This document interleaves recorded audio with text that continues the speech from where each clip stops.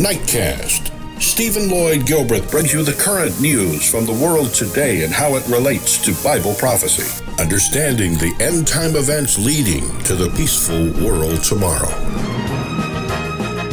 Ladies and gentlemen, Stephen Lloyd Gilbreth. Well, good evening, friends, and welcome to this February 10, 2015 edition of Nightcast. As we open the program tonight, Boston battles yet more snow. In Boston, the snow has finally stopped falling for now, but this part is far from over. Here it is not even 8 in the morning yet. Hour or two of shoveling. Yay, Boston. The city was hit with nearly 2 more feet of snow yesterday, bringing the total to a record-breaking 74 inches so far this winter. That's more than D.C., Baltimore, Philadelphia, and New York City combined. Crews in Boston and across other parts of New England are still trying to figure out where to put it all. We can handle snow, but we're running out of room to push it. And the problem is we keep on having storms. The 3 consecutive winter storms leaving this home buried. Snow and ice also covering train tracks near Boston, forcing officials to shut down commuter train service today. And there are big problems on the roads, too. On the Turnpike in New Jersey, 1 person died in this 15-car pileup. Around the same time, tractor-trailers and a passenger bus crashed on the icy roads nearby. Traffic is now at a complete standstill. And now with Arctic temperatures in the Northeast, it's another dangerous day for driving and shoveling out. And with so much digging left to do, one columnist penned a so-called breakup letter to the snow from the city of Boston, writing, "Maybe next winter we can be friends, but for now, please lose my address." No such luck, though. There is even more snow in the forecast for Boston later this week. Marcy Gonzalez, ABC News, New York. Okay, thank you, Marcy Gonzalez of ABC News, and we want to thank ABC for granting license to the BBC News that grants a license to us to play these videos for you each evening, friends. Thank you for joining us tonight on Nightcast. We have a lot of stories coming up that are, some of them will probably really make you cry tonight. I'm saving some of those stories to the very end in a hope that as we sign off, it'll help us do what Jesus Christ instructed us to do as we watch, and that is pray. Pray about the world news events that we see, and of course, be praying as Jesus Christ instructed in Matthew 6 as he gave us the example of the model prayer and how to pray a prayer to our Father. And part of that is to ask, "Thy kingdom come." And I think some of these ending stories tonight, friends, should help us to do that without a lot of verbiage or wording from anybody when you see the last couple of stories. I've got just a little more on that weather, though, as residents and emergency teams in Boston struggle to deal with 2 feet, 60 centimeters of fresh snow. The roofs of some buildings have collapsed under the weight. Aerial footage shows the damage the latest snowfall has caused, and we don't have license. We're talking about license now for videos. We don't have license for the music with this one, so I'm just going to kill the audio, roll this, and read the subtitles to you as this little 60-second snippet of video news plays from BBC News. The latest in a series of snowstorms has brought much of the U.S. city of Boston to a halt. The latest, well, yeah, we read that one. Up to 2 feet, 60 centimeters of snow fell on Monday, and the roofs of some buildings collapsed under its weight. Wait till you see this piano store building right here. Oh, the pianos that must have been inside of there. Rail services were suspended as teams worked to clear the lines, and schools were forced to close their doors.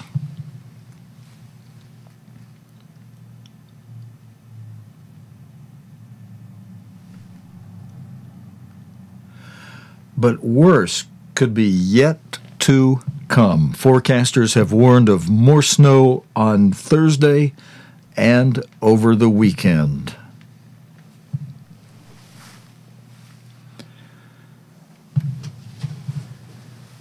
And, okay, friends, we'll go on now to overseas to the Syrian conflict.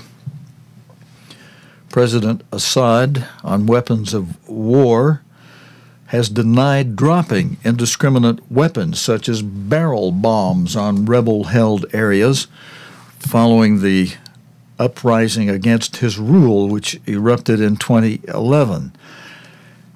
In an exclusive interview with the BBC's Middle East editor Jeremy Bowen, Mr. Assad said his forces aimed at terrorists in order to protect civilians. You'll hear him say that in this interview.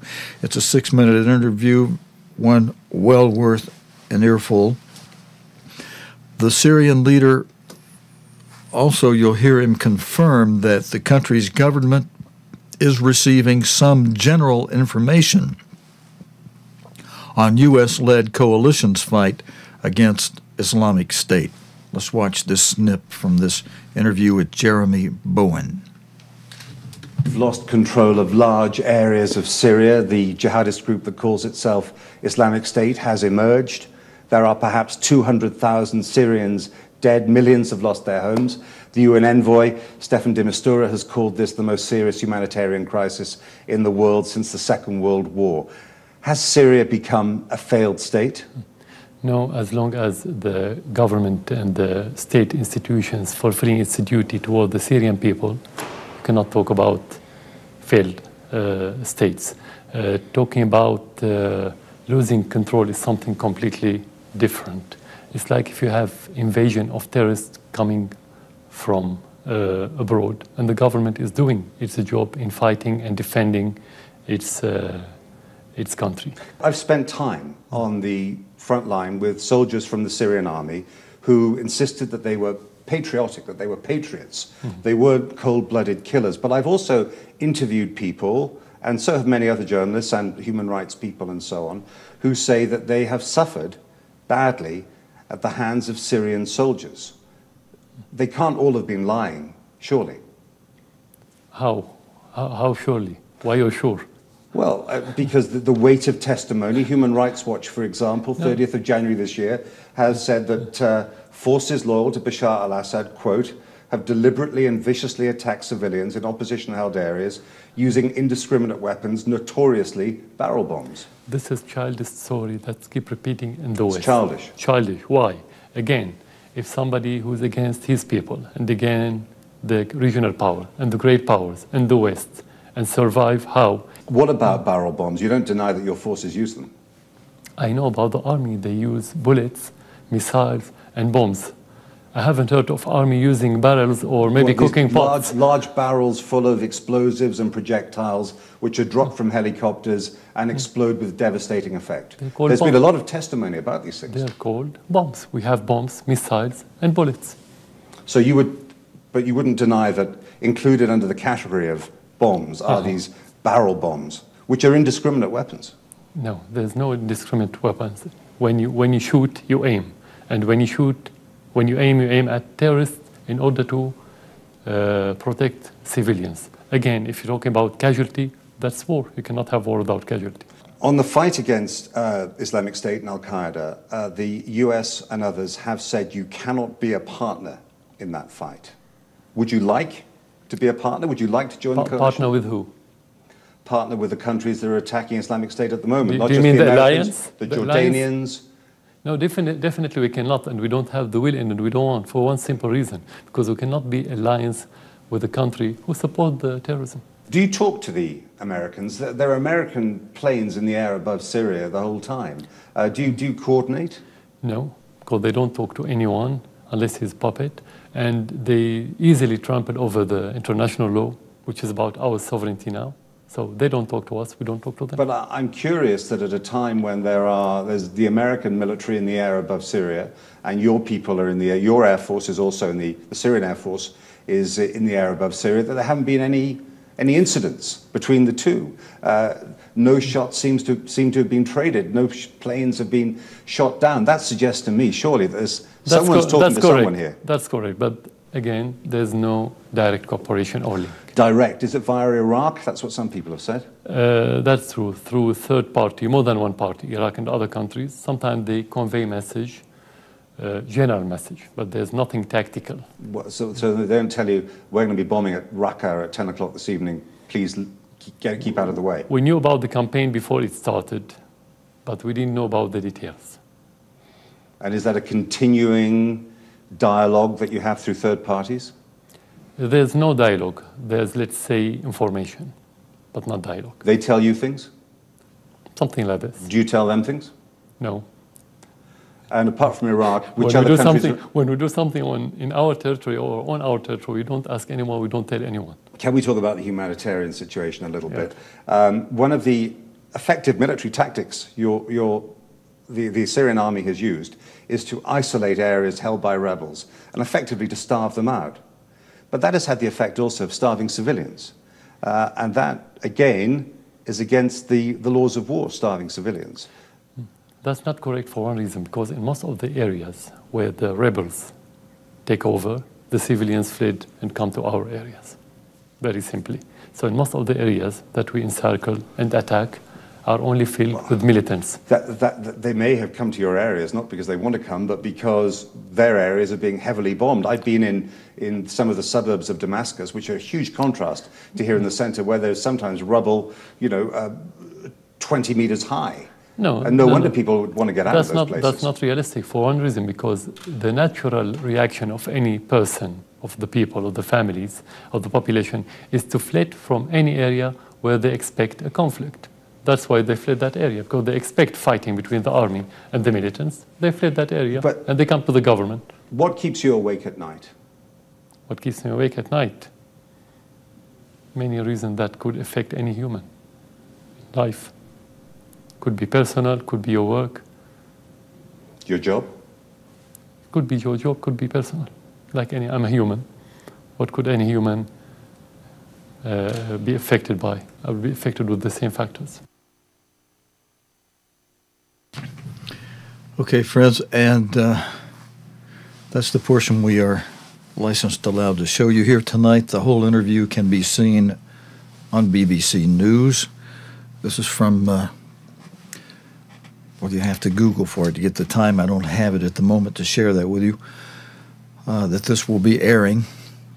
But we do have some more video related to Syria. A BBC team has witnessed, and by the way, in spite of what the leader of Syria says, you'll see out of this next video, friends, that Aleppo is the people there are just gripped by barrel bomb fears.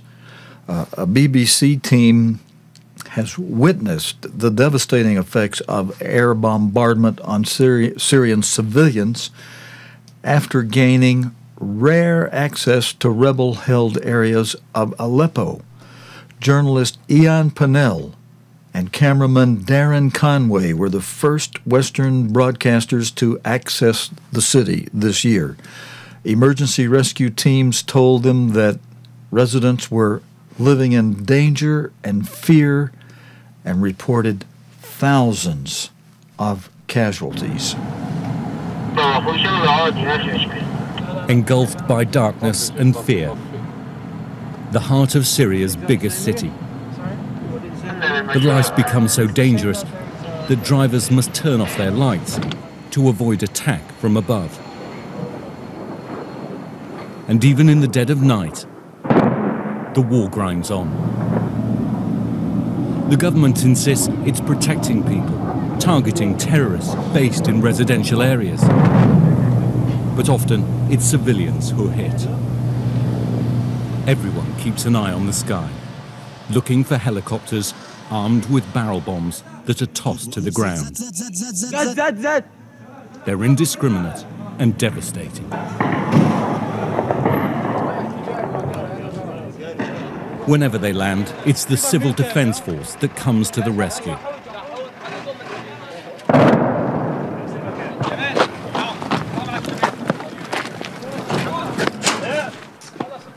Their job's as grim as it is dangerous. Rushing in, sometimes under fire, to free the injured and recover the dead.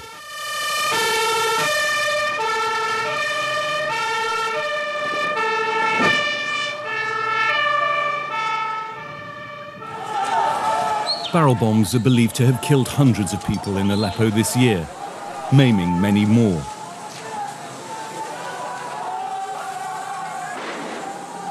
This video from the Aleppo Media Centre is extraordinary. The Defence Force desperately claw at debris. A young boy's been buried. His limbs are freed. It's not clear if he's alive. Suddenly, there's movement. And 9-year-old Yamin is rescued. This was Syria's economic heartland. Today, it's a decrepit shell of its former self. The bombardment rarely stops, and the emergency team head out again. We are doing this because our people need help and rescuing, someone to lend them a hand. Of course I will not leave this job. I merely want to save civilians.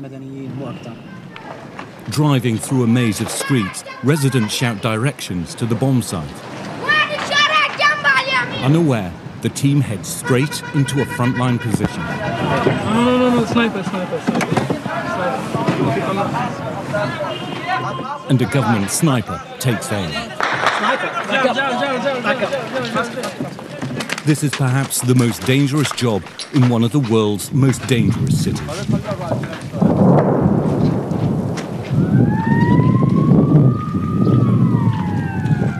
We were in Aleppo when the fighting started. Today, much of this vast ancient city has been ravaged by a relentless civil war. Whole districts lie almost abandoned, scarred by a war that's displaced 40% of the population and killed what's thought to be more than 150,000.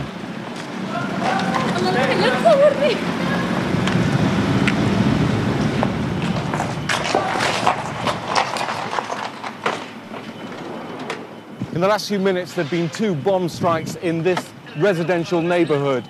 Much of it's been abandoned. At the moment, the emergency services have just arrived. The men from the Civil Defence Force have gone into this area to see if there are any civilians who've been injured or even worse, killed. A barrel bomb's landed on this small street, killing a 4-year-old boy and injuring others. There were no fighters here, just residents cowering from a helicopter. We heard the first blast, and I asked my husband to go and get the kids off the street, and suddenly it hit us. It was like someone picked me up and threw me inside. Do you have anywhere to go? I have nowhere to go. I just want my husband back and nothing else. Tens of thousands have fled Aleppo this year. Most live in makeshift camps huddled near the border. There are no signs of an end to this war, and Syrians feel shunned by what they see as the indifference of the outside world. Defenseless in the face of incessant attacks, and with little hope of either respite or relief. Friends, just to let you know, we're saving the last hostage of ISIS, the U.S. hostage who was killed, to the very last tonight. 1 or 2 more stories before we get to that. In Ukraine, the crisis there. A mother films shelling near her apartment. Fighting has surged in eastern Ukraine as government forces and pro-Russian rebels try to make gains ahead of possible peace talks on Wednesday, tomorrow. Separatist forces have carried out rocket attacks on the government-held town of Kramatorsk, striking both the key military headquarters and a residential area. This footage that we're going to show you next was captured by a mother as shelling neared her apartment block in the town today. Some of this footage, we'll tell you in advance, may be distressing. The following report contains some disturbing images.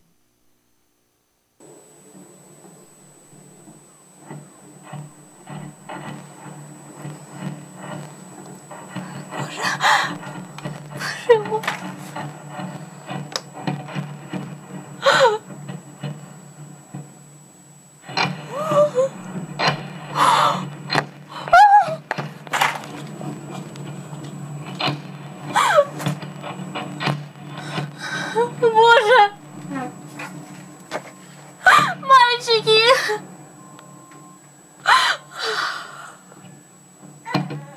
Ой!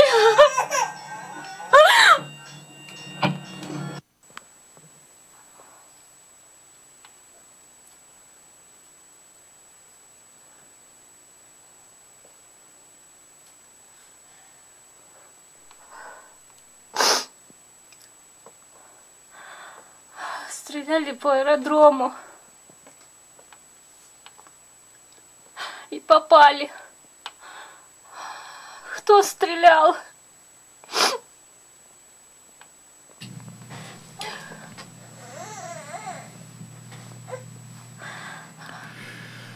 Okay, friends, can you imagine looking out the window of your home and seeing your neighbors' homes, your friends, people you know, your relatives, your neighbors, being bombed from the sky, as this mother witnessed?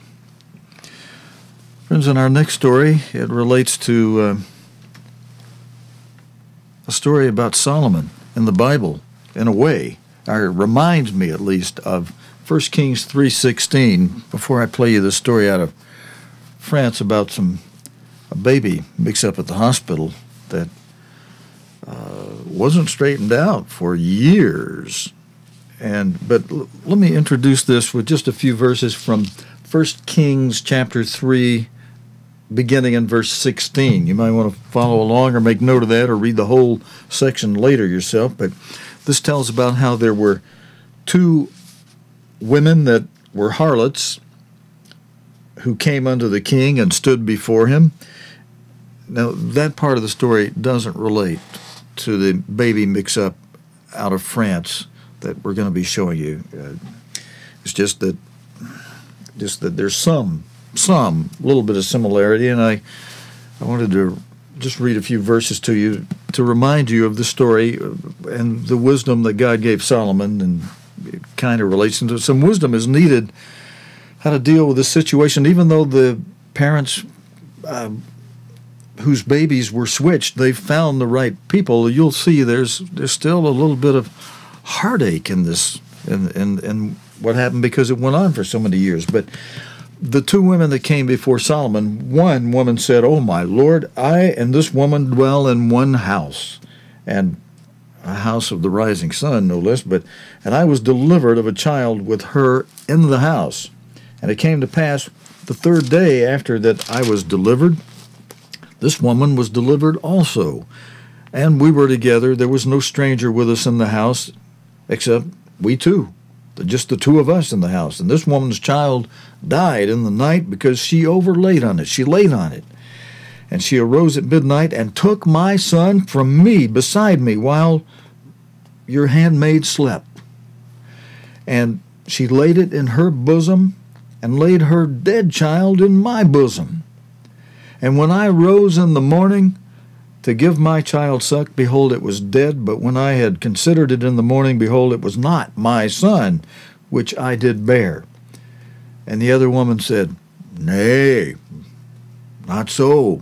The living is my son, and the dead is your son. And this said, No, but the dead is your son, and the living is my son. Thus they spake before the king, back and forth. Then the king said, The one saith, This is my son that liveth, and your son is dead. And the other saith, Nay, but your son is the dead, and my son is the living. And the king said, Bring me a sword. And they brought a sword before the king. And the king said, Divide the living child in half, and give half to the one and half to the other. Most of you know the end of this story, the wisdom that Solomon had. If you hadn't heard this story, it ends like this. You can pick it up, read the finish of it, beginning in verse 26, 1 Kings 3, but I'll read those couple of verses to you. Then spake the woman whose the living child was unto the king, for her bowels yearned upon her son, and she said, Oh, my Lord, give her the living son, and in no wise slay it. But the other woman, in a rather cold-hearted way, said, Let it be neither mine nor thine, but divide it. Then the king answered and said, in the wisdom that God gave King Solomon, Give her the living child, and in no wise slay it. She is the mother thereof, the one who spoke up and said, Give it to her, don't kill my kid. And the king knew which was the mother and which was not. Now, in this situation, Kayla Mueller, we're going to Kayla Mueller next, the hostage who was killed. After this story, friends, let's go to this story. I was just reading you the one about the mix-up on the babies that happened in France. They feel in every way like mother and daughter, but they're not. When Sophie Serrano's daughter was born, she was treated for jaundice. Another girl shared the incubator, and Sophie was given that baby, the wrong baby, to take home. After 4 days, they brought me a baby, and I was taken aback because she had more hair, so I asked what was going on. I couldn't possibly have imagined what had actually happened, but it was odd, so I mentioned it, and the nurse answered that it was the ultraviolet rays that had made her hair grow more quickly than normal. Manon grew up happily, but it was odd because she had dark skin and frizzy hair. Neighbours gossiped. Sophie's husband was suspicious. So they had a DNA test, which revealed the appalling truth that neither of them was Manon's parent. I was thinking, if I'm not her mother, then the daughter I gave birth to must be in another family somewhere. So I was afraid. Was she okay? Was she being looked after? Was she alive? I was petrified. Sophie got in touch with Manon's real parents, who were, of course, bringing up her real daughter. But it didn't work out. Feelings were too confused and too intense.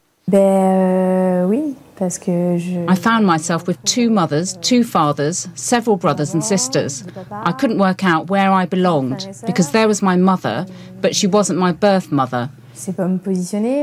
How do you react when you find out you should have been someone else? One can only imagine. Hugh Schofield, BBC News, Paris. Okay, friends, that was from today's news. And the next story, friends, I saved to the last because even sadder than a way that may be, even though they found out who the real parents were, after so many years thinking that these people you were raised with, who you call mother, is not really your mother, but that one over there that you don't know at all is your mother. That was kind of sad. Now, I've got two videos on Kayla Mueller, the little gal from the United States who dedicated her life to others and has been confirmed dead as a result of a airstrike on ISIS. The first video, a little bit easier to take. We'll introduce the facts on this story, and then we'll do the second video where the mother of that child speaks, and I'll be ending with that. But the United States, in this next video, has confirmed the death of aid worker Kayla Mueller, who had been held hostage by Islamic State IS militants in Syria. Miss Mueller, 26 years old, was abducted in Aleppo in 2013. This is White House spokesman Josh Earnest. Let me begin by restating something that the President indicated in the written statement that we issued earlier today, which is simply that the thoughts and prayers of everybody who works here at the White House are with the Mueller family at this time. That includes, of course, Kayla's parents, Carl and Marcia Mueller. It includes her brother Eric and his family, and all those who worked with Kayla in her all too short life. She is somebody who dedicated her life to serving others, and not just serving other people, but serving those who were in crisis situations, who faced dire circumstances, and were relying on the generosity and kindness of fellow human beings to try to meet their needs. And Kayla was a young woman who was willing to put herself in harm's way to try to offer that relief. She saw this as a way to honor the God that she worshipped. And I will indicate that I was personally moved by her comments that she saw God in the eyes of people who were dealing with terrible crisis.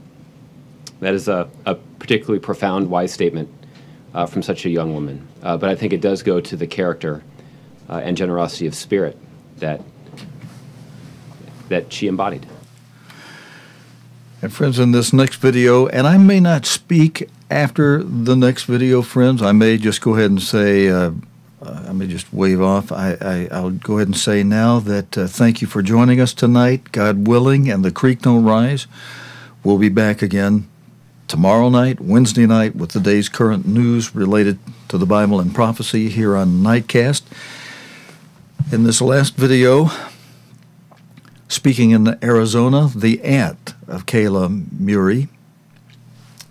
Let me back up my notes. I want to be sure I tell you this correct on this very important story. The aunts, plural, two of them, two aunts. The aunts of aid worker Kayla Mueller have been paying tribute to the 26-year-old Islamic State captive.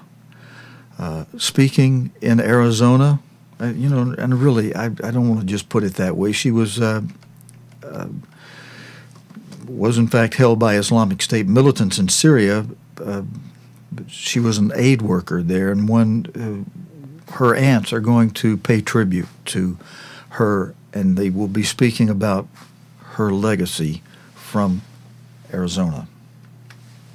I'm Lori. I'm Terry. I'm Marcia's sister. We're Kayla's aunts. And this is a statement from Kayla's aunts, uncles, and cousins. First, we would like to thank the media for your patience. Second, we would like to thank the FBI agents that have been working with Marcia, Carl, Eric, and the family. They have been amazing. We want to thank everyone for their love, support, and prayers at this difficult time. It has been a stressful time for our family and also for the world. What can we tell you about Kayla? Kayla was a combination of Marcia and Carl. She was generous, caring, compassionate like our sister Marcia. She was strong, driven, and passionate like our brother-in-law Carl. She was the best of both of them. She had a quiet, calming presence. She was a free spirit, always standing up for those who were suffering and wanting to be their voice. Even as a little girl, Kayla was a bright, inquisitive, kind little girl. At a very young age, Kayla knew her passion. She knew her calling. A lot of people never have the opportunity to say that. Kayla's calling was to help those who were suffering, whether in her hometown of Prescott or on the other side of the world. She has done more in her incredible 26 years than many people could ever imagine doing in their lifetime. My daughter said to me, things that were important to Kayla are finally getting the attention that they deserve.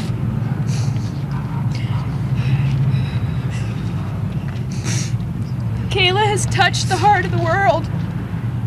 The world grieves with us. The world mourns with us.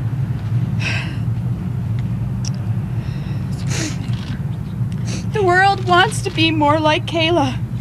And if that is her legacy and the footprint that she leaves on the world, then that is a wonderful thing. In Kayla's letter to Marcia and Carl, she wrote, I have come to see there is good in every situation. Sometimes we just have to look for it. And right now, that's what we're all trying to do.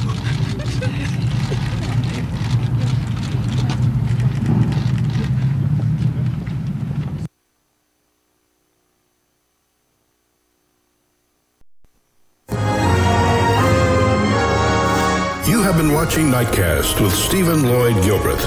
Nightcast can be seen Sunday through Thursday nights here on cogtv.org. Tonight's program is also available anytime on demand in the cogtv.org video archive.